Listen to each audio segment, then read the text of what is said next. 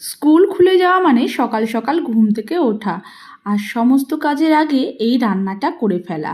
কারণ গরমের মধ্যে যত দেরি হবে রান্না করতে ততই কষ্ট হয়, আর রান্না হয়ে গেলে অর্ধেক কাজ কিন্তু সারা হয়ে যায়।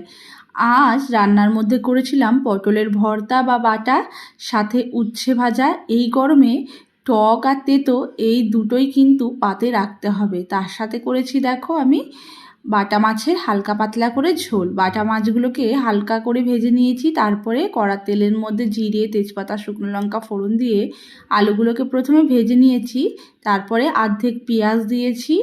আমি দিয়েছি এর মধ্যে দেখো ঝিঙে আর কাটুয়া ডাঁটা।